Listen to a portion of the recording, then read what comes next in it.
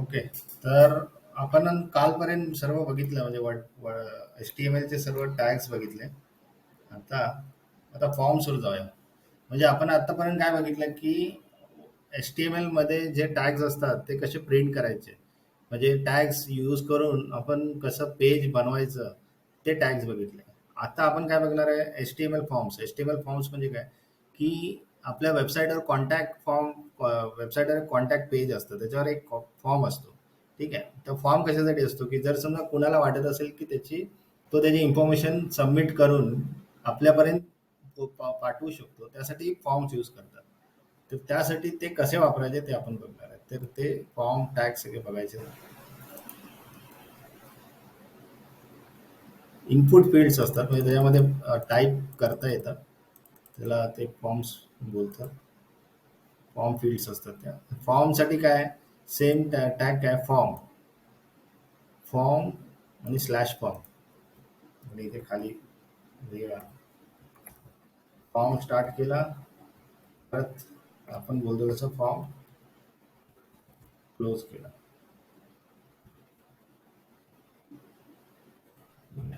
त्याच्या आतमध्ये मग असे एंटर मारून मग आपल्याला समजा लेबल पाहिजे. लेबल म्हणजे काय लेबल स्टार्ट केला लेबल एंड केला.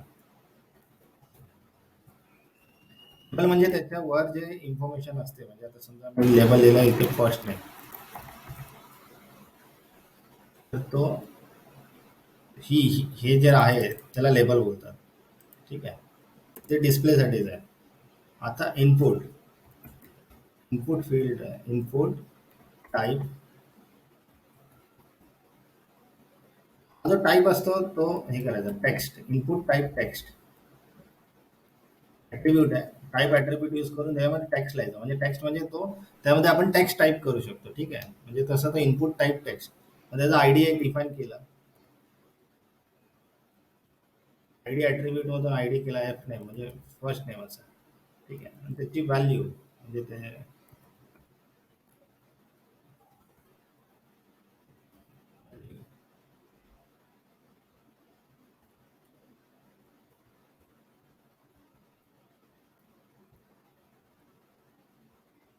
झालं इनपुट टाईप. आपण हे बघूया कसं दिसतंय. हा आपण काय केलं हे सध्या त्यांचं काढूया. हा आपला फॉर्म फॉर्म मध्ये काय केलं फॉर्म टॅग चालू केला. फॉर्म टॅग एंड केला. नंतर लेबल टाकला. लेबलमध्ये लिहिलं फर्स्ट नेम जे हे दिसतंय ते लेबल आहे.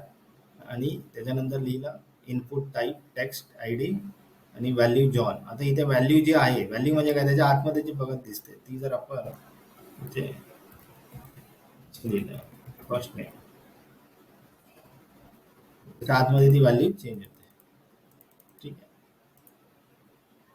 तर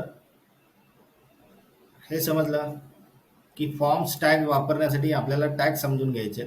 तर सर्वात पहिल्यांदा हे जेवढे पण टॅग्स येतात ते फॉर्मच्या आतमध्ये येतात.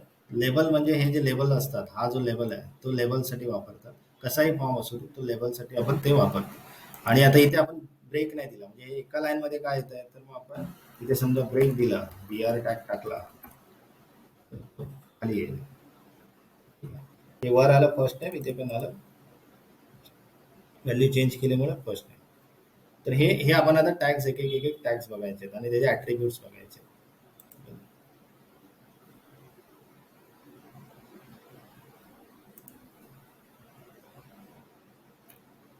हे बघा the forms element. The form element is use to create an HTML form for user input. म्हणजे आपण फॉर्म का यूज करतो की युजर्स इनपुटसाठी. युजर काही डेटा त्या टेक्स्ट फील्डमध्ये टाकेल आणि सबमिट करेल आणि ती सबमिट केल्यावर कुठे जाईल ती आपल्याला मिळेल. जो पण त्या वेबसाईटचा ईमेल आय डी आपण टाकला असेल तर त्या वेबसाईट ॲडमिनला तो मेल येईल. तर त्याच्यामध्ये किती किती टाईप्स आहेत. आता आपण काय बघतोय की इनपुट टाईप टेक्स्ट आपण आता बघितला जो display single line text input. एक लाईन साठी आपण इनपुट टाईप टेक्स्ट वापरतो. रेडिओ बटन का वापरतो display a radio button for selecting a one of many choice.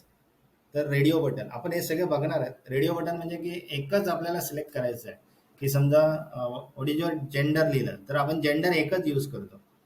ठीक आहे. तर ते एक सिलेक्ट केलं की दुसरं ऑटोमेटेड, समजा मी मेल केलं सिलेक्ट. ठीक आहे. तर मेलला सिलेक्ट केलं, समजा अजून दुसरं फिमेल असेल तर फिमेल सिलेक्ट केलं तर ते फिमेलच येणार.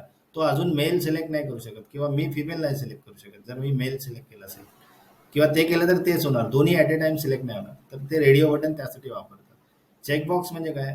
तो चेकबॉक्स म्हणजे मल्टिपल ऑप्शन, म्हणजे मला समजा की तुम्ही मल्टिपल ऑप्शन्स तो सिलेक्ट करू शकतो. म्हणजे असे 10 चेकबॉक्स असतील आणि 10च्या 10 पण मी सिलेक्ट करू शकतो. पण रेडिओ बटन जेवढे 10 असतील तर 10 मधून एकच सिलेक्ट करू शकतो.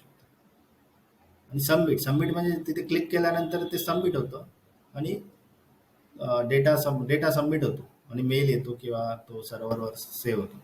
आणि input type button input type submit आणि इनपुट टाईप बटन दोन्ही ठीक आहे, म्हणजे थोडंफार सेम काम करतात. ठीक आहे. तर आपण टेक्स्ट फील्ड बघूया पहिल्यांदा. बघा त्यांनी काय केलंय, लेबल क्रिएट केलंय. लेबल आणि हे जस्ट हे दिलंय, ॲट्रिब्यूट ॲड केलाय फॉर आणि फर्स्ट नेम. आणि फर्स्ट नेम लिहिलंय, लेबल क्लोज केलाय, नंतर वी आर टॅग टाकलाय, नंतर इनपुट टाकलाय. Input attribute type text, I D, F name, F name आणि व्हॅल्यू जॉन. ठीक आहे, म्हणजे इथे जॉन म्हणून आलं. आता सेकंड लेबल बनवलं त्यांनी, लास्ट नेम, आणि त्यानंतर इनपुट टेक्स्टच घेतलाय आणि त्याचं लिहिलंय आय डी, त्याचा चेंज केला. याचा आय डी एकच आय डी ठेवत नाही, वेगवेगळे आय डी ठेवतात. ठीक आहे, एवढं लक्षात ठेवा. त्याच्यामध्ये हा आय डी वेगळा आहे, हा आय डी वेगळा असेल, सेम आय डी नाही ठेवायचा. आणि नेम पण सेम नाही ठेवायचे. ठीक आहे, हे नेम असतात हे पण सेम नाही ठेवायचे, हे वेगवेगळे असले पाहिजे. ठीक आहे. इथे व्हॅल्यू काही व्हॅल्यू ॲक्च्युली ब्लँकच ठेवतात, पण व्हॅल्यू वेगळी आहे, पण आय डी आणि नेम हे सेम नाही ठेवायचे, वेगवेगळे असतील. तर हे I D, last name L name आणि नेम एल नेम. ठीक आहे. तर हे हे बनवलं आणि हे इथे टाकलं. ठीक आहे. तर हे झालं इनपुट फील्ड. आता लेबल्स, आता आपण रेडिओ बटन बघणार आहे. लेबल पण बघितलं आपण, इनपुट फील्ड बघितलं. आता आपण रेडिओ बटन बघूया. रेडिओ बटन मी बोललो ना की हे बघा, आता मी choose your favourite web language, मी आता एच टी एम एल केलं आणि सी एस एस केलं तरी एच टी एम एल गेलं माझं सिलेक्ट केलेलं आहे. जावा स्क्रिप्ट केलं तर सी एस एस गेलं, एच टी एम एल केलं तर गेलं. म्हणजे मी या 3 मधून एकच सिलेक्ट करू शकतो. माझा मल्टिपल चॉईस नाही, इथे एकच आहे. अशी जर केस असेल, म्हणजे असं जर आपल्याला बनवायचं असेल, हे जास्त करून जेंडरसाठी बनवतात. जेंडर असेल किंवा अजून जे फिक्स, म्हणजे ह्या ऑप्शन्स मधून एकच सिलेक्ट करायचं, तर आपण रेडिओ बटन यूज करतो. तर रेडिओ बटन कसं बनवायचं तर ते बघूया आपण आता. सर्वात पहिलं काय, पी मध्ये त्यांनी टाकलं. ठीक आहे, choose your favourite web language, आणि इथे लिहिलं इनपुट टाईप. इथे टाईप तर सेम आहे, फक्त इथे लिहिलंय रेडिओ. पहिलं काय लिहित होतो आपण, टेक्स्ट लिहित होतो, आता लिहिलंय रेडिओ. ह्याचा आयडी बनवलाय त्याने एच टी एम एल, हा जो व्हॅल्यू आहे त्याचाच त्याने आयडी बनवला H T M L. Name लिहिलंय फेव लँग्वेज. ठीक आहे. आता ह्याच्यामध्ये बघा, हे नेम सेम लिहिलंय. का नेम ह्याच्यामध्ये सेम लिहिलंय, कारण की हा एकच आहे. हा इनपुट आहे ना, जो चेकबॉक्स आहे तो एकच आहे, त्याच्यामुळे त्याची नाव एकच लिहिलंय, favourite language, favourite language, favourite language. ठीक आहे. वेगळा जर असेल तर त्याला सेम नाही येणार. एका ह्याच्यात ठीक बरोबर आहे, म्हणजे हे रेडिओसाठी नेम एकच पाहिजे. तर नेम, व्हॅल्यू फेवरेट लँग्वेज आणि व्हॅल्यू सी एस एस, हे असं त्यांनी बनवलंय. फक्त इथे टाईप रेडिओ केलंय. ठीक आहे. पहिलं काय होतं, टेक्स्ट होतं, आता रेडिओ झालं. ठीक आहे. बाकी मोस्टली सेम आहे. बाकी तर काय आय डी आणि नेम आहे, त्या सगळ्या ॲट्रिब्यूट्स तर सेम वापरलेत त्यांनी. ठीक आहे. इनपुट जसं आहे तसंच इनपुट बनवलं, लेबल बनवलं, फक्त टाईप चेंज केला आणि हे असं डिस्प्ले झालं, सिलेक्शन झालं. आता आपण नेक्स्ट जाऊया चेकबॉक्स.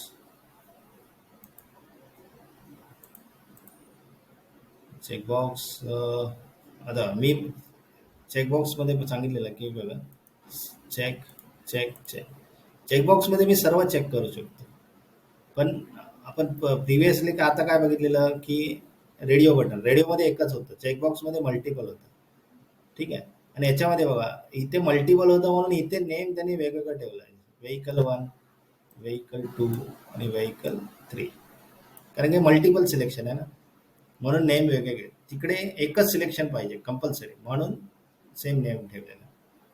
तिथे आय डी पण वेगळे ठेवलेत आणि नेम पण वेगळे ठेवले. आणि इथे काय लिहिलंय टाईपला फक्त चेकबॉक्स.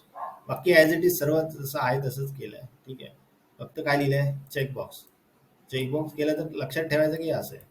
रेडिओ बटन केलं तर मग इथे रेडिओ केलं तर तुम्हाला ते गोल गोल दिसणार इथे. ठीक आहे. ते कळतं हे स्क्वेअर येतो तो चेकबॉक्स आहे आणि असा गोल येतो तो रेडिओ बटन आहे. तो सबमिट बटन. आता हे सगळं मी भरलं म्हणजे हे फर्स्ट नेम दिलं, लास्ट नेम दिलं, ठीक आहे, टाईप केलं मी माझं. नंतर सबमिट केल्यानंतर काय की काय होतं, if you click the submit button the form data will be send to page call action dot P H P. Okay. म्हणजे हे हे सबमिट केल्यानंतर काय होणार, ॲक्शन होणार. काय ॲक्शन होणार ते ॲट्रिब्यूट आपण इथे लिहिलं आहे. फॉर्मच्या फॉर्ममध्ये आपण ॲट्रिब्यूट बनवलं ॲक्शन म्हणून आणि तिथे यू आर एल दिला की action underscore page dot P H P.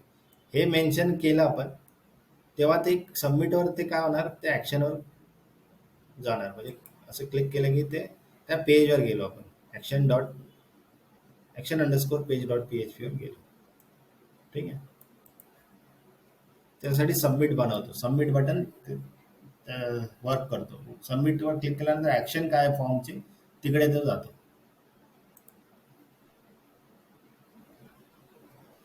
आता name attribute for input. Okay. आता नेम ॲट्रिब्यूट इनपुटसाठी काय करतं ते आपण बघणार आहोत. की notice that each input field must have a name attribute to be submitted. If the name attribute is omitted, the value of the input field will not be sent to all. Okay. ते काय बोलतात की हे जे name attribute आहे ना हे हे वेगळं पाहिजे, वेगळं आहे. का वेगळं पाहिजे, कारण की ते जेव्हा सबमिट होतं ना तेव्हा ते सेपरेट ह्याने एंट्री सबमिट होते. म्हणजे जे डेटाबेस असेल किंवा मेलमध्ये जात असेल तर ती वेगळ्या नावाने ती सबमिट होते. आणि जर ते आपण नाही टाकलं तर ती जाणार नाही, मग ती सेंड होणार नाही. ती समजलं, ती फील्ड सेंड नाही होणार मेलमध्ये किंवा डेटाबेसमध्ये, ती फील्ड जाणार नाही. त्यासाठी आपल्याला नेम ॲट्रिब्यूट हा पाहिजेच. आता आपण इथे सबमिट केलं, काहीच डेटा आला नाही, रिसीव्ह झाला नाही. का नाही झाला, कारण की त्याच्यात नेम नाही टाकलं ना. इथे कुठे नेम नाही आहे, इथे कुठे नेम नाही टाकला त्यांनी. पण जर समजा आपण इथे नेम टाकलं इनपुटमध्ये,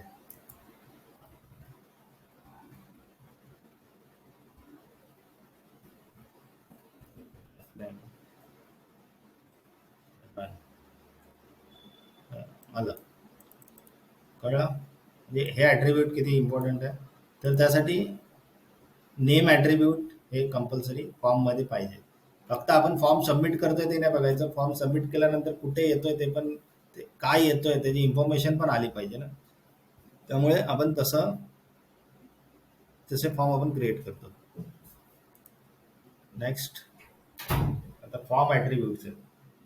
आता आपण काय बघितलं, एक टेक्स्ट फील्ड ॲट्रिब्यूट्स बघितले. आता फॉर्म्सचं ॲट्रिब्यूट, फॉर्ममध्ये कोणता ॲट्रिब्यूट आहे, एक ॲक्शन ॲट्रिब्यूट. फॉर्मचे ॲट्रिब्यूट्स बघूया.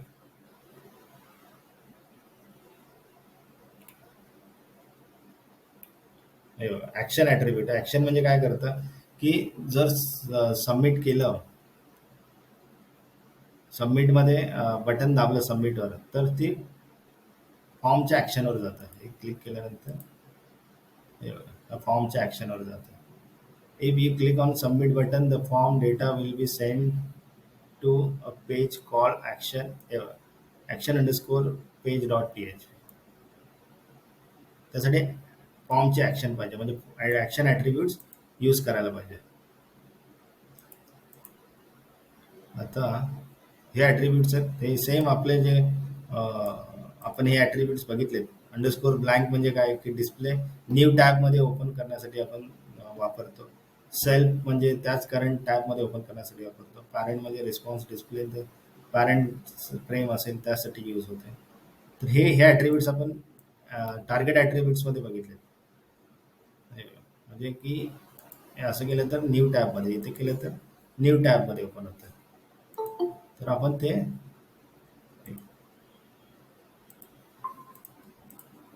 तरी आपण न्यू ॲट्रिब्यूट्समध्ये न्यू टॅबमध्ये ओपन करण्यासाठी टार्गेट ॲट्रिब्यूट्स आपण यूज करू शकतो. आता मेथड ॲट्रिब्यूट्स आपण हे बघूया.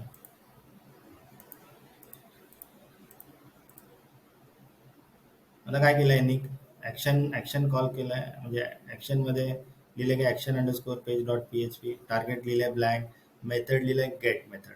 ठीक आहे, गेट मेथड काय ते आपण बघूया. आता हे काय, हे जसं लेबल लिहिलंय, जसं फर्स्ट नेम लिहिलंय, इनपुट टाईप टेक्स्ट लिहिलंय फर्स्ट नेम, आय डी लिहिलंय एफ नेम, नेम लिहिलंय एफ नेम, व्हॅल्यू जॉन लिहिली आहे, त्याच्यानंतर परत नेम लास्ट नेम लिहिलंय, लास्ट नेमचं पण टेक्स्ट फील्ड कॉल केले, सबमिट बटन केलं. आता आपण हे काय केलंय, ही व्हॅल्यू टाकली, ठीक आहे, आणि याच्यानंतर आपण सबमिट करतोय, तर हे न्यू टॅबमध्ये ओपन होणार आणि हे हा बघा, ही इन्फॉर्मेशन रिसीव्ह झाली. हे बघा, इथे हे URL कसं झालं, इथे एफ नेम हे बघा, इथे काय लिहिलं, after you submit notice that the form value is visible in the address bar of the new browser. म्हणजे आपण इथे क्लिक केल्यानंतर काय झालं की इथे हे बघा, इथे आलं ॲट्रिब्यूट्स एफ नेम, म्हणजे काय नेम होतं बघा, एफ नेम, त्याची व्हॅल्यू काय जॉन, अँड एल नेम म्हणजे सेकंड लास्ट नेमवाली टेक्स्ट फील्ड होती, आणि त्याचं नाव काय होतं, तर ती व्हॅल्यू आणि त्याचं नेम इथे ब्राउझरमध्ये डिस्प्ले झालं. तर ते कसं झालं, तर ते method get method attribute use केलं आणि त्याच्यात गेट लिहिलं. ठीक आहे, ते तसं करायचं असेल तर आपण तसं यूज करू शकतो. म्हणजे एक वेगळंच एक URL जनरेट झालं, म्हणजे कळलं का, हे URL वेगळं जनरेट झालं, म्हणजे हे क्वेश्चन मार्क करून. ठीक आहे, आता नेक्स्ट पोस्ट मेथड. आता पोस्ट मेथड म्हणजे काय, इथे सबमिट हे सेम ॲज इट इज आहे, फक्त मेथड यांनी पोस्ट केली आहे. आपण इथे क्लिक केलं तर इथे ते नाही जनरेट झालं, तिथे मागे झालेलं इथे, पण ते इथे नाही झालं. कळलं, पोस्टमध्ये नाही होत. आता आपल्याला ॲक्च्युली कसं आहे की सबमिट डिपेंड आपल्याला काय रिक्वायरमेंट आहे, त्यानुसार आपण ह्या दोन मेथडपैकी मेथड एक यूज करू शकतो, गेट किंवा पोस्ट.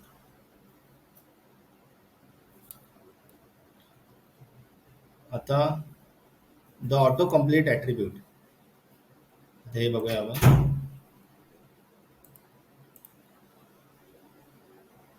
आता इथे काय लिहिलं आहे, एक ॲट्रिब्यूट ॲड केलं आहे, ऑटो कम्प्लीट आणि on. The field submit form then reload page. आता मी लिहिलं माझं first name Jeevan, last name.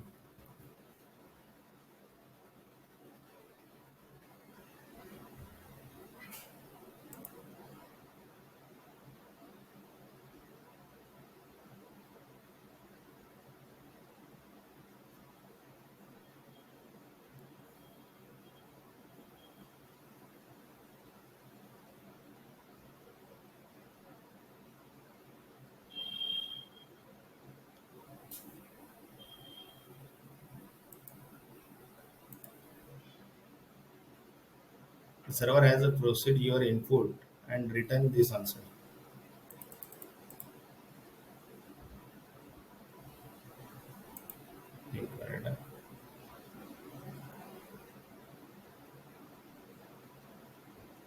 Okay okay.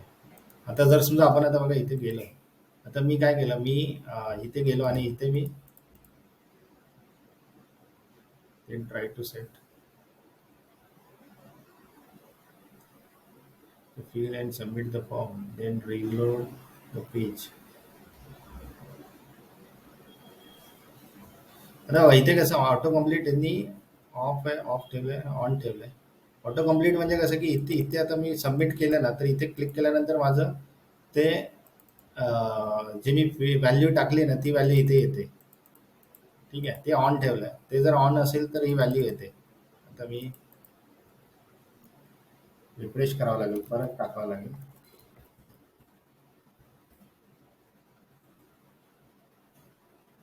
परत मी रिफ्रेश करतो.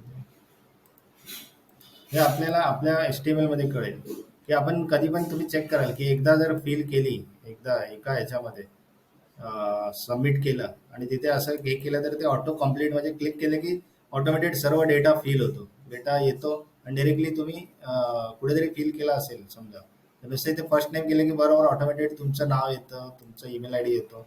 फक्त ते क्लिक करायचं, क्लिक केलं सबमिट केलं की झालं. त्याला बोलतात ऑटो कम्प्लीट ऑन. ठीक आहे. तर ते तसं ठेवलं तर आपण तो यूज करू शकतो.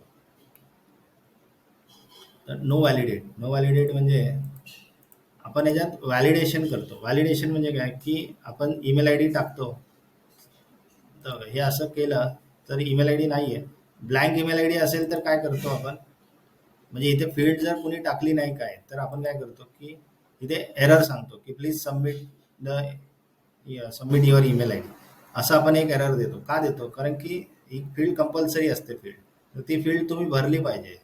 आणि ती भरण्यासाठी काय करतो आपण, सांगतो की एक एरर देतो, ही भरल्याशिवाय तुम्ही सबमिट नाही करू शकत फॉर्म. ठीक आहे. तर ते व्हॅलिडेशन असतं की तुम्ही भरलाय का ते चेक करतो आणि तो व्हॅलिडेशन करतो. तर आता इथे नो व्हॅलिडेट लिहिलंय की म्हणजे की तुम्ही काही लिहिलं नसेल आणि सबमिट केलं तरी ते सबमिट होणार, तर ते नो, तसा तो नो व्हॅलिडेट करतो फील्ड. ठीक आहे.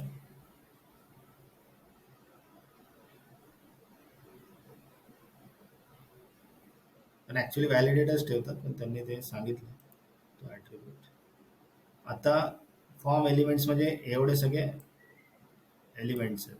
Input, label, select, text area, button, field set, legend आणि डेटा लिस्ट, आउटपुट, ऑप्शन आणि ऑप्शन ग्रुप म्हणून ऑफ ग्रुप. तर आता एक एक आपण टेक्स्ट इनपुट तर आपण बघितला, हा इनपुट आहे. त्याच्यामध्ये फर्स्ट लेबल लिहिला, लेबलच्या खाली इनपुट लिहिला, इनपुटला टाईप टेक्स्ट लिहिला, टेक्स्ट असेल तर टाईप टेक्स्ट लिहितो आपण आणि त्याला आय डी आणि नेम देतो. ठीक आहे. ते झालं इनपुट. लेबल तर आपण बघितलं, लेबल स्लॅश लेबलमध्ये आपण जी लिहितो first name, last name, email I D हे सर्व लिहितो. सिलेक्ट, सिलेक्ट आपण बघितलं ना. सिलेक्ट म्हणजे असं ड्रॉपडाऊन असतो, असं ड्रॉपडाऊनमध्ये वेगवेगळ्या लिस्ट असतात. तसं जर आपल्याला बघायचं असेल तर आपण हे वापरतो. तर ते त्यासाठी काय वापरतो की सिलेक्ट आहे, सिलेक्ट आय डी कार. समजा हे कारच्या रिलेटेड आहे म्हणून त्यांनी आय डी लिहिला कार, नेम पण लिहिलं कार्स. ठीक आहे. कार्स आय डी आणि नेम कार्स. आणि नंतर ऑप्शन लिहिलेत, वेगवेगळे ऑप्शन्स आहेत. आता काय वॉल्वो, ठीक आहे, सॅप, फियाट, ऑडी, तर हे सगळे ऑप्शन्स आहेत. ऑप्शन व्हॅल्यू, व्हॅल्यू पण सेम लिहिली, जी इथे दिसते तीच व्हॅल्यू इथे लिहिली आहे. कारण की ती मागे जेव्हा मेल येतो किंवा डेटाबेसमध्ये सेव्ह होतं तेव्हा ही व्हॅल्यू आपल्याला दिसते तिथे, त्यामुळे व्हॅल्यू सेम लिहिली आहे. आणि अशी व्हॅल्यू लिहून हे स्लॅश सिलेक्ट क्लोज केलं तर हे ह्याने आपण असं हे करू शकतो. असं ड्रॉपडाऊन बोलतात त्याला, सिलेक्ट ड्रॉपडाऊन यूज करू शकतो.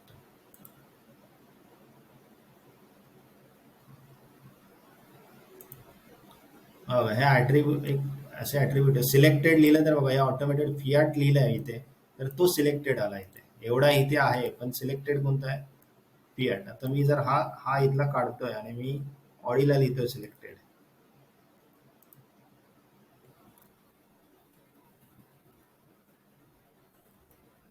तर ऑडी येणार. तर आपल्याला पाहिजे तो आपण सिलेक्टेड असं दाखवू शकतो. ठीक आहे. जर तो नसेल केला तर तो पहिला डिफॉल्ट जो असतो तो येतो. तर पहिला कोणता आहे? हा येतो. तर आपल्याला आपण असं कंट्रोल सिलेक्टेड ॲट्रिब्यूटने करू शकतो.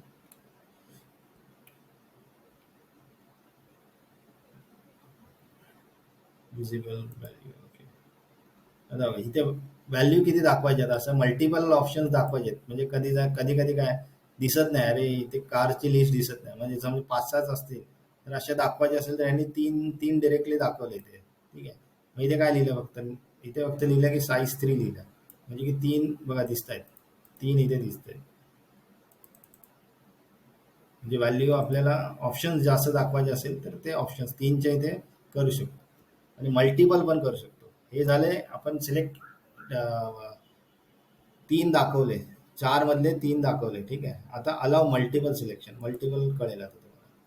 आता याच्यात इथे कसं मल्टिपल मध्ये 4 दाखवले तिथे, इथे आणि लिहिले मल्टिपल, म्हणजे इथे एक सिलेक्ट करायचं आणि हे दोन करायचं, असं सगळे सिलेक्ट करू शकतो. आणि पहिल्या ह्याच्यामध्ये मल्टिपल नाही आहे, इथे एकच आहे सिलेक्शन. ठीक आहे. तर मल्टिपल लिहिलं तुम्ही तर मल्टिपल सगळे सिलेक्ट करू शकतो, आणि मल्टिपल नाही लिहिलं तर डिफॉल्ट एकच सिलेक्ट करू शकतो. त्यासाठी हे मल्टिपल सिलेक्शन आहे. टेक्स्ट एरिया म्हणजे आपण कोणता पण फॉर्म भरला असेल तर तुम्हाला जास्त, म्हणजे आता तुम्ही काय नेम लिहिता, ईमेल आय डी लिहिता, phone number, email I D, आणि त्याच्यानंतर एक मेसेज म्हणून असतो. मेसेज हा कसा मेसेज, तुम्हाला जर समजा खूप म्हणजे एक छोटासा पॅराग्राफ लिहायचा आहे तर तो लिहिण्यासाठी तुम्हाला बऱ्यापैकी जागा लागते. मग इथे तुम्ही असं असं काही लिहू शकता आणि तो खूप मोठा असा टेक्स्ट तुम्ही लिहू शकता. असं काय नाही की म्हणजे एका ह्याच्यात आणि तुम्ही बघू शकता. आणि समजा तुम्हाला इथे बघा ड्रॅग अँड ड्रॉप पण ऑप्शन असतं, तुम्ही असं असं करून लिहू शकता बऱ्यापैकी. मेसेज एक असतो, तो प्रॉपर मेसेज तुम्हाला लिहिण्यासाठी टेक्स्ट एरिया आपण वापरतो. त्याच्यात आपण कंट्रोल करू शकतो, रो रो कंट्रोल करू शकतो आणि कॉलम्स.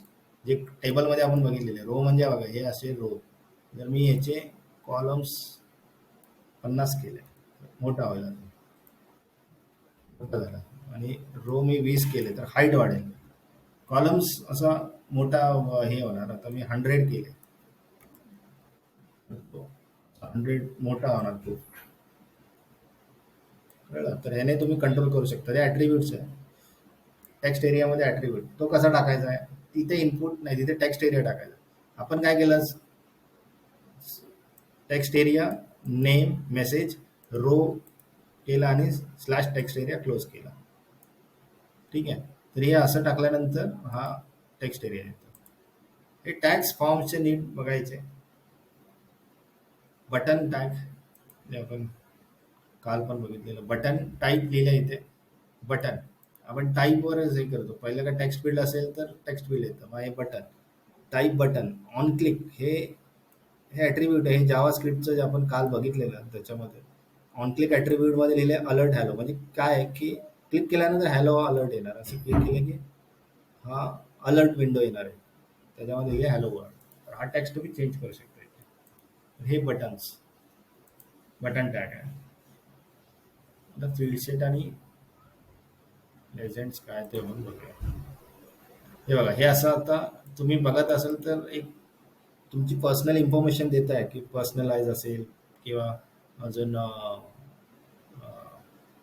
वेगवेगळे रिलेटेड हे असतील की असे ग्रुप्स असतील, तर तसे ग्रुप्स बनवण्यासाठी आपण हे वापरतो. फील्ड सेट बनवली, ठीक आहे. फील्ड सेट बनवल्यानंतर लेजंड म्हणून एक कॉल केला आणि त्याच्यामध्ये नाव लिहिलं. इथे आपण लिहू शकतो पर्सनल इन्फॉर्मेशन, नंतर खाली बिझनेस इन्फॉर्मेशन, अजून अजून कंपनी डिटेल्स. तर ह्या गोष्टी आपण अशा वेगवेगळ्या सेक्शनमध्ये बनवू शकतो. म्हणजे कळेल की अंडरस्टँडिंग इझी असतं. हां, माझं पर्सनल इन्फॉर्मेशन इथेच आहे, बिझनेसच्या रिलेटेड इथे आहे, अजून अजून काय असेल तर ते वेगळा एक सेट असेल आणि त्याच्यामध्ये त्याची टेक्स्ट इन फील्ड्स असतील. हे सगळे वेगवेगळे डिव्हिजन्स बनवण्यासाठी आपण हे वापरतो.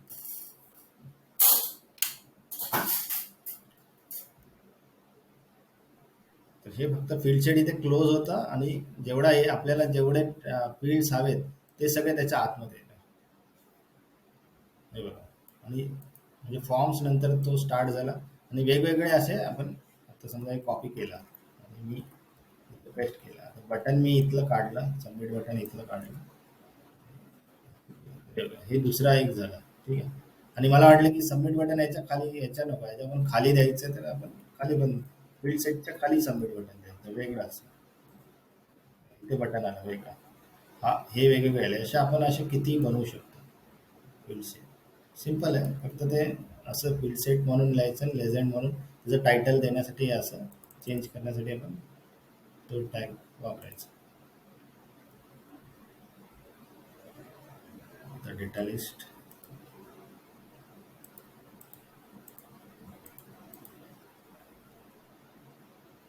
आता हे काय की फॉर्म ॲक्शन आहे, लिस्ट काय लिहिलं, ब्राउझर लिहिलं, नेम ब्राउझर लिहिलं, आणि खाली डेटा लिस्ट लिहिलं की ब्राउझर, आणि ऑप्शन इथे बघा आपण सिलेक्ट लिहायचो तसंच आहे. सिलेक्ट मध्ये काय लिहिलं, सिलेक्ट लिहायचो, आय डी लिहिला आणि त्याच्यामध्ये ऑप्शन्स द्यायचो. ठीक आहे.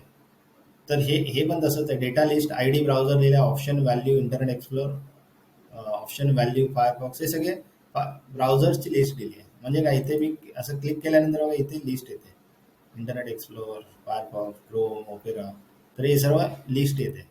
तर अशी लिस्ट आपल्याला डिस्प्ले करायची असेल तर आपण असं वापरू शकतो. इनपुट लिस्ट म्हणून बनवलं आणि ते त्याच्या खाली डेटा लिस्ट आणि आय डी इथे लिस्ट लिहिला आणि इथे आय डी लिस्ट आणि हे आय डी याला कनेक्ट होतं. ठीक आहे, हे डेटा लिस्ट याला कनेक्ट झाली लिस्टला आणि आय डीला. या सगळ्या लिस्ट इथे दिसतात.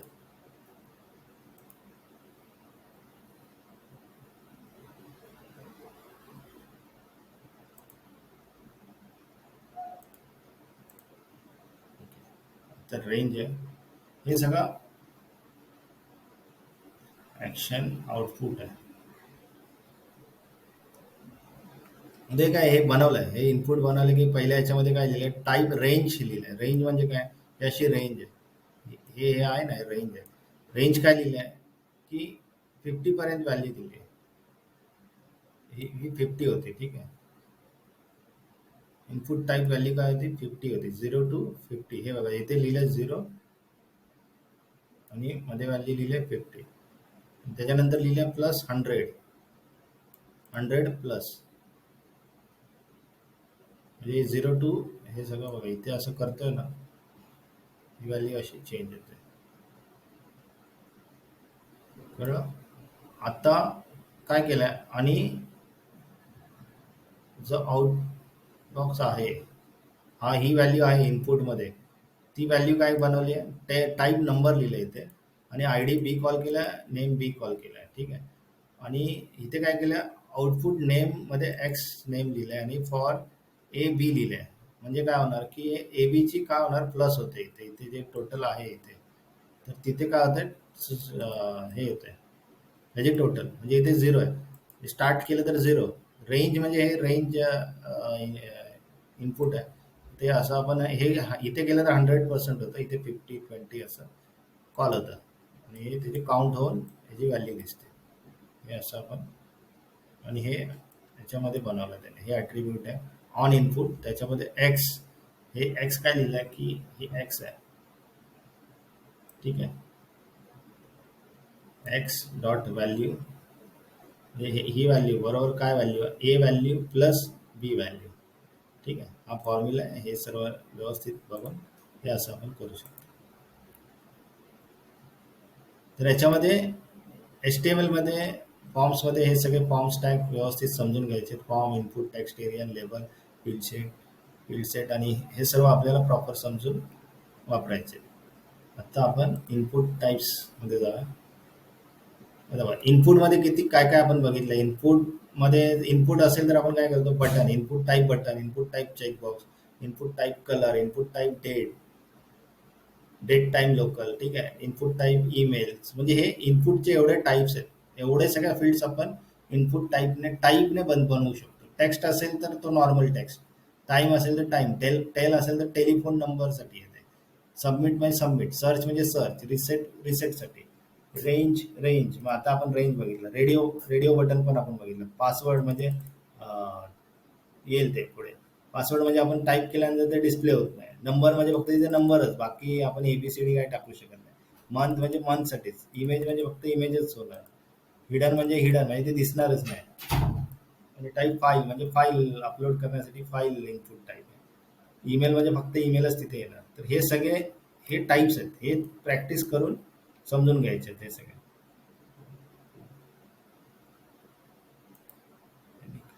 तर हे कुठले दिलेत, हे नॉर्मलीच दिलेत, त्यामुळे पुढे जा. आता पासवर्ड फक्त बघूया तुम्हाला. आता बघा इथे मी युजर नेम लिहिलं, युजर नेम, पासवर्ड लिहिलं समजा काय, ते दिसणार नाही तुम्हाला, 1 2 3 4 5 6, 1 2 3 4 5 6, समजलं, इथे दिसणार नाही, मला माहिती आहे मी काय टाईप करतो, हा पासवर्ड झाला. तर ही फील्ड बनवायची असेल तर इथे फक्त टाईप पासवर्ड लिहायचं, बाकी काय नाही, बाकी as it is same same आहे, म्हणजे ते ॲट्रिब्यूट्सने सगळं कंट्रोल होतं. टाईप चेंज केला की चेंज होतं सगळं. सबमिट तर आपण बघितलेलं, टाईप सबमिट आणि व्हॅल्यू सबमिट, क्लिक केलं की सबमिट होतं. रिसेट रिसेट म्हणजे तुम्हाला माहिती आहे, रिसेट म्हणजे हे सबमिट केलं आणि मी रिसेट केलं तर हे सगळं डेटा निघून जातो. आम्ही समजा ABCD XYZ असं लिहिलं आणि इथे रिसेट केलं तर ते निघून गेलं सगळा डेटा. तर रिसेटसाठी सबमिट केला तर तो डेटा सबमिट होणार आणि रिसेट म्हणजे परत खोडून टाकणार म्हणजे. रेडिओ रेडिओ बटन आपण बघितलं जे आपल्याला एकच पाहिजे असेल हे असं, त्यासाठी आपण वापरतो आणि ते सेम आहे फक्त टाईप रेडिओ बाकी सेम. आणि याचं नेम सिंगलच राहतं. रेडिओ बटनमध्ये नेम सर्वांचं सिंगल राहतं, चेकबॉक्समध्ये नाही राहत. चेकबॉक्समध्ये बघा नेम वेगवेगळे राहतात, ते मल्टिपल आपण सिलेक्ट करू शकतो. इनपुट टाईप बटन ते बटन आपण बघितलेलं. इनपुट टाईप कलर, कलर म्हणजे आपण कलर आय डी इकडे कलर वर करू शकतो. हे बघा असं कलर आय डी असं वेगवेगळे कलर करू शकतो. त्यासाठी काय फक्त टाईप कलर लिहायचं, बाकी तर काय व्हॅल्यू फक्त तिथे कॉल करायची. जी व्हॅल्यू आपण कलर व्हॅल्यूमध्ये बघितलेली ह्या एक्स व्हॅल्यू आहे, तर ती एक्स व्हॅल्यू आपण घेऊ शकतो. इथे टाकले तर त्याची कलर पॅलेट असं ओपन होईल, किंवा आपण तुम्ही RGB जी आपण बघितलेली ते RGB पण आपण इथे चेंज करू शकतो. एक्स व्हॅल्यू ने याचं क्लिक केल्यानंतर हा एक बॉक्स ओपन होतो.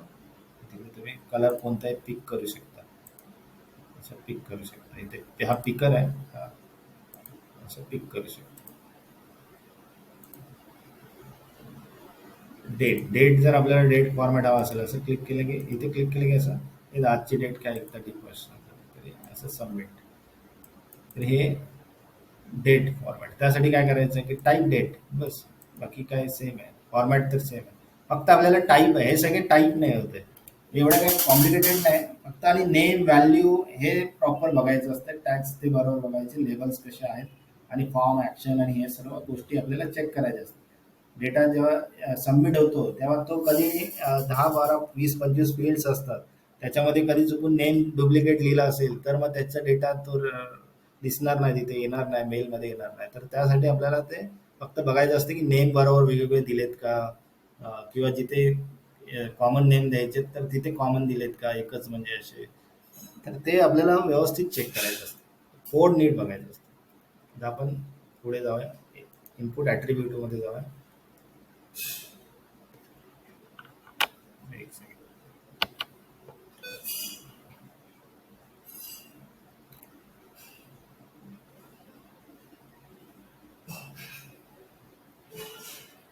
ॲट्रिब्यूट्स आपण बघितले, कोणते कोणते बघितले इनपुटचे ॲट्रिब्यूट्स? टाईप ॲट्रिब्यूट बघितला, ID बघितला, नेम बघितला आणि व्हॅल्यू बघितला.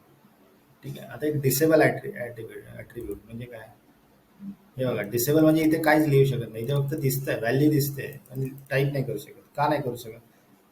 कारण की फक्त डिसेबल ॲट्रिब्यूट लिहिला आहे म्हणजे डिसेबल, तो फक्त दिसणार तो आपल्याला, पण तो डिसेबल असेल, त्यात काय करू शकत नाही, लिहू नाही शकत. ठीक आहे. ही व्हॅल्यू चेंज करू शकतो, म्हणजे समजा आपण इथून डिसेबलच लिहिलं इथे, तर ते डिसेबलच दिसणार तिथे. ठीक आहे. फक्त हे हे एवढं लिहिलं की ती फील्ड डिसेबल झाली. साईज ॲट्रिब्यूट, साईज म्हणजे मी तुम्हाला आपण बोललेलं इनपुट टाईपमध्ये की ही बघा, ही साईज 50 दिली आहे म्हणून एवढी मोठी, 100 दिली तर अजून फुल मोठी होईल. ही 4 आहे साईज पिनची, त्याला 40 केली तर ती मोठी होईल. समजलं? फक्त साईज ॲट्रिब्यूट, हे ॲट्रिब्यूटच बोलतो, हे बाकीचं टेक्स्ट इनपुट आणि हे बघितले आपण. आता ॲट्रिब्यूट्स बद्दल बघतोय आपण. आता max length, okay.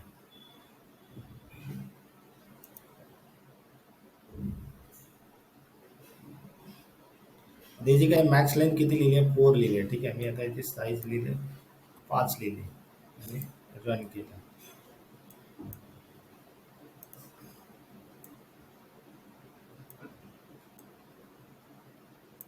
Max length मध्ये जास्तीत जास्त ती 4 पर्यंतच जाईल. समजलं? म्हणजे तो ॲट्रिब्यूट्स काय करतो की मॅक्स लेंथ इनपुट काय करतं की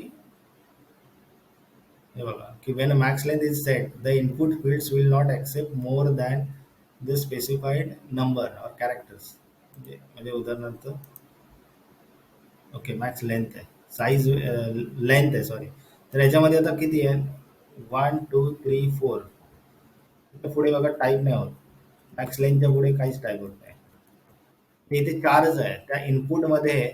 आपल्याला आता फोन नंबर समजा असेल, ठीक आहे, फोन नंबर असेल तर 10 नंबर डिजिट असतात. आणि व्हॅल्यू वाढूया जरा, 50 करूया, रन करूया. तर हा फोन नंबर झाला समजा. तर फोन नंबर मी काय टाकला समजा, असं असं काय नंबर टाकला तरी 10च्या पुढे जातच नाही, ठीक आहे. हे मॅक्स लेंथ त्याच्यामध्ये लेंथ जी असेल टेक्स्टची ती तेवढीच राहते. एक हे चांगलं आहे. हा ऑप्शन आपल्याला फोन टेक्स्ट किंवा टेलिफोन किंवा अजून काय काय असेल तर त्यासाठी आपण यूज करतो. मीन आणि मॅक्स ॲट्रिब्यूट.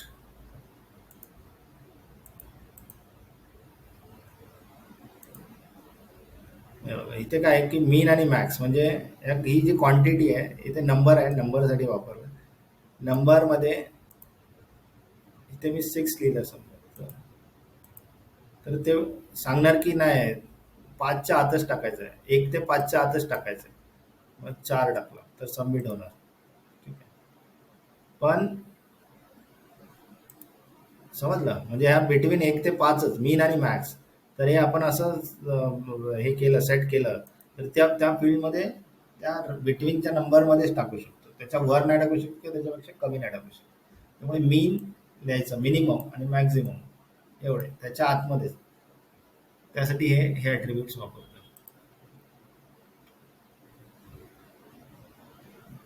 मल्टिपल.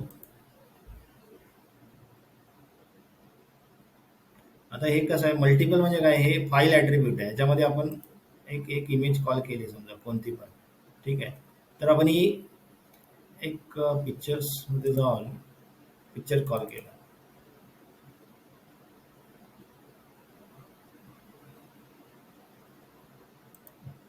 आता एकच कॉल इथे एकच आहे सेव्हमध्ये, 2-3 पिक्चर पाहिजे. आता आपण सिलेक्ट करतो ना तर कधी कधी कसं असतं एकच असतं. आणि आपल्याला मल्टिपल जर पिक्चर्स हवे असतील तर आपण मल्टिपल करू शकतो. म्हणजे हे 1, हे 2, हे अशा आपण मल्टिपल्स. ते बघा 2 फाईल आहेत. मल्टिपल्स फाईल्स आपण ऍड करू शकतो. त्यासाठी हे आहे, या ॲट्रिब्यूटने आपण अलाव करू शकतो की एका वेळी एकच नाही, एका वेळी तुम्ही 10-12 पण अपलोड करू शकता. त्यासाठी ॲट्रिब्यूट वापरतो. Pattern attribute. ॲट्रिब्यूट खूप युजफुल आहेत म्हणजे हे वापरले जातात, ठीक आहे. आता कंट्री कोड आहे. तर इथे काय लिहिलं आहे की पॅटर्न आहे म्हणजे हा की टेक्स्ट सिम्पल आहे. टेक्स्ट टाईप आहे. आय डी लिहिला त्यांनी, नेम लिहिला आहे आणि पॅटर्न काय लिहिलं आहे ए झेड, ठीक आहे, AZA-Z3. आता हा ॲट्रिब्यूट आहे ना, पण हा pattern attribute input is not supported in safari 10 और अर्लियर. म्हणजे बघा नोट दिलाय की हा ॲट्रिब्यूट ह्याच्यामध्ये यूज होत नाही. हा पॅटर्न ॲट्रिब्यूट ह्या ब्राउझरमध्ये यूज होत नाही. आता काय की 3 लेटर कंट्री कोड. आता याच्यामध्ये मी लिहिलं IND.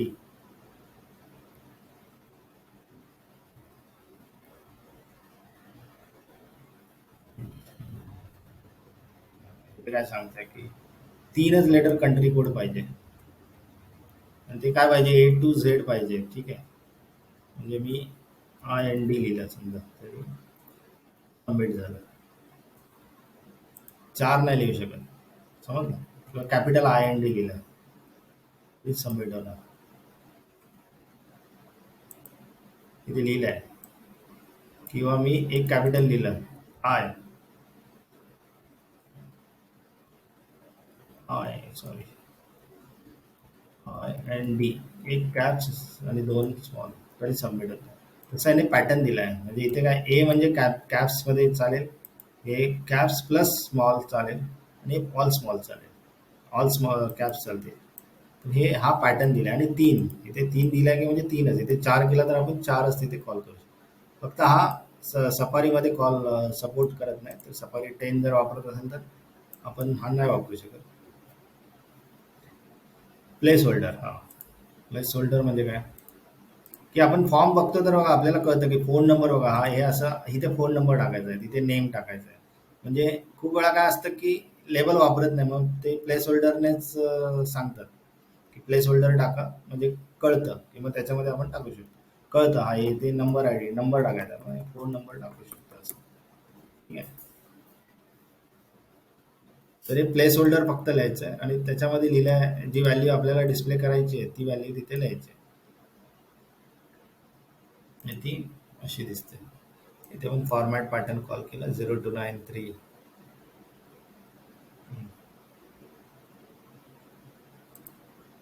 ठीक आहे.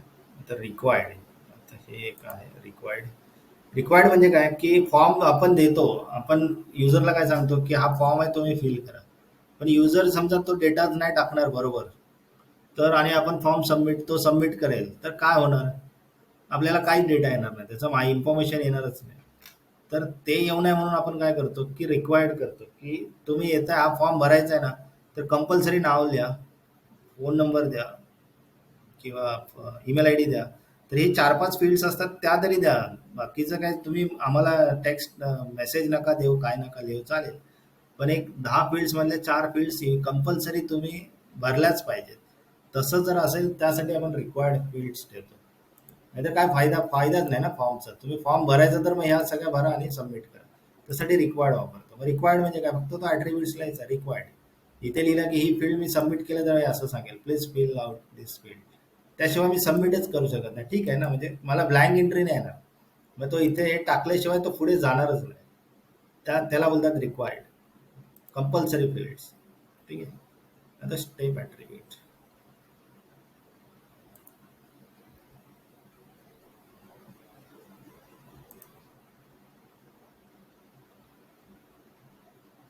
Point 1 step 3 1. There are two,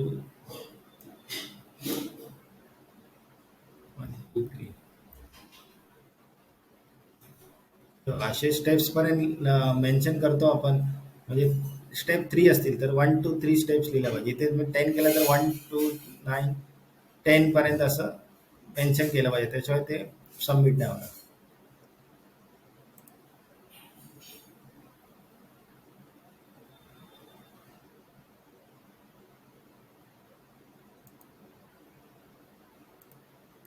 auto focus म्हणजे काय की हे बघा हे इथे दिसतं ना असं क्लिक केल्यावर हे कसं वेगळं दिसतंय थोडंसं. तरी तसं दिसण्यासाठी आपण हे करतो म्हणजे असं रिफ्रेश केलं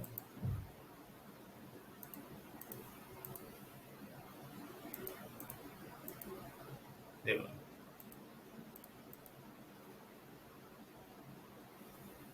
म्हणजे आपण एक फील्ड हे करतो when auto focus attribute specified at the input field should automatic get auto focus when page loads. Page load होणार तेव्हा ती फील्ड ऑटो अशी फोकस होणार, जरा हायलाईट होणार. त्यासाठी हे ॲट्रिब्यूट आपण वापरतो. हाईट आणि विड्थ आपण बघितले. हाईट आणि विड्थ आपण मेन्शन करू शकतो. लिस्ट ॲट्रिब्यूट पण आपण बघितलं. ऑटो कम्प्लीट पण आपण बघितलं.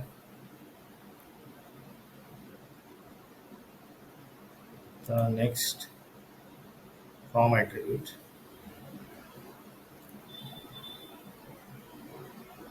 फॉर्म ॲट्रिब्यूटमध्ये काय केलं आहे की एक ॲक्शन ॲट्रिब्यूट आपण बघितला फॉर्मचा, नंतर एक आय डी लिहिलं आहे, फॉर्मला एक आय डी क्रिएट केला आहे.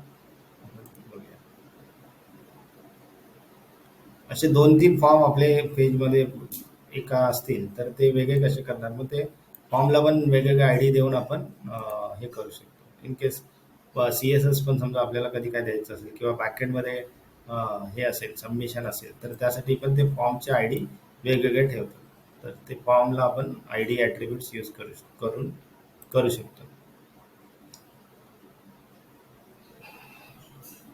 फॉर्म ॲक्शन आपण बघितले. त्यानंतर मेथड पण आपण बघितले, गेट मेथड आणि पोस्ट मेथड. ठीक आहे. आय थिंक नो व्हॅलिडेट पण बघितलं की ते आपण ते बघितलं ना रिक्वायर्ड फील्ड्स. जर रिक्वायर्ड लिहिलं आणि तिथे नो व्हॅलिडेट केलं वर इथे असं लिहिलं तर ते कोणतीही फील्ड व्हॅलिडेट नाही करणार, मग ते सबमिट करणार असं.